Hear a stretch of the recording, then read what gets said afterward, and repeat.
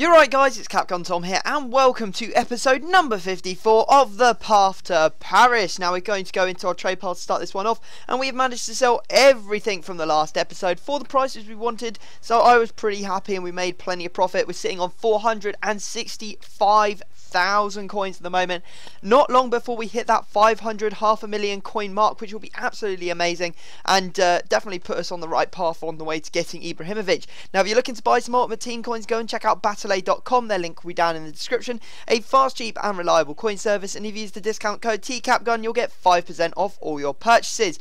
Now we've had a pretty rough start to Division 1 I guess this time round. I think we've played 4 or 5 games, in fact it's 4, and we only have 4 points from those 4 games, so we need to pick it up and start winning some games, otherwise we are not going to be in Division 1 next season. Now we go into our first game, we come up against a 4-4-2 BPL side with Aguero and Jovetic up front. We've got Fernandinho and Yaya Torres as centre mids, so quite a strong team, and you can see here that I did really well in the first couple of minutes to get through with Menez, and how he manages to tuck this away from that angle I do not know. Perfect shot, goalkeeper couldn't get to it, went under his body, and we end up taking the lead. Now I was completely smashing this guy and I had quite a few opportunities. Unfortunately I didn't capitalise on them, and once again we managed to suffer because we cannot head. Marquinhos, he missed the first header, we missed the second header when it rebounded off the post for the second time, and then before I knew it we were behind. The guy managed to get through and put it away with Aguero. However, he wasn't the best, and you can see that he was very bad at defending the 1-2 balls.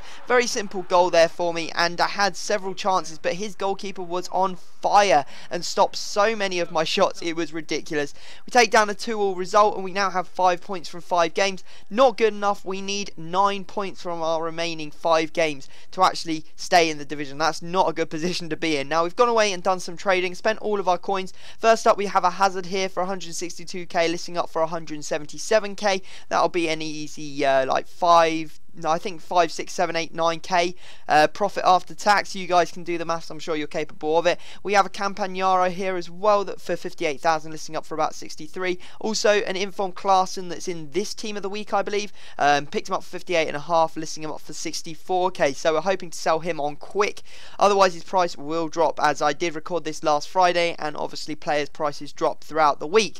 Now we're diving into another game, just steamrolling through this episode already in our second game, coming up against a Liga Portuguesa team. He has actually Leandro Lima at the centre attacking mid position, and I don't know why, because he usually defaults as a striker. I'd much prefer to use Labiad there, as you guys probably already know because I used him in the Road to Glory. Now we start off the scoring in unbelievable fashion. Look at this shot from Bodmer, coming in on the overlap, hitting it with his left foot and looping it over the goalkeeper and into the back of the net. I was like, oh my god, that is ridiculous. And then we had another really good chance to actually take a further lead. You see there, we get taken out in the box, we've got a penalty, and Bodmer's going to be the one that steps up. Having already scored, I was pretty confident that he would score again, get it right in the green, and unfortunately it cannons back out off the bar, and I was like, oh no, it can't be one of these games.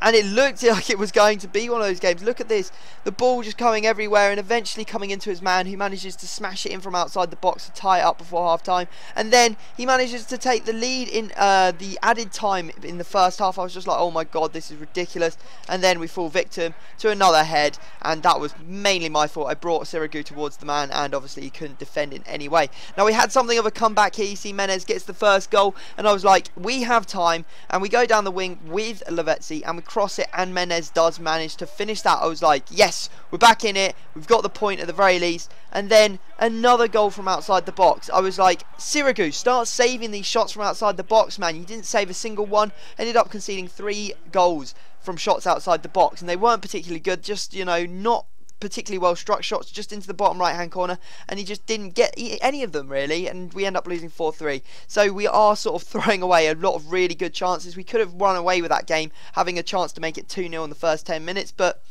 yep, it seemed like the momentum shifted as soon as we ended up missing that penalty, and it was all going his way up until the moment when I scored, and then I threw it away in the last minutes. But that's sort of the thing that I need to get better in my game personally, and obviously being restricted to only PSG players, I have to field a weak side every so often, and it does mean that I am going to be prone to losing against certain teams. Now we're going into our final game of the episode. Fingers crossed that we can make something out of this, because we really need a win, and we come up against this, and I was like, oh my god, there is no no mercy for me. Look at this team: Messi, Bale, he's got Iniesta in form.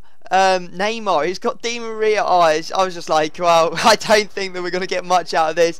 And this guy absolutely stomped on me. I could not do a single thing against him.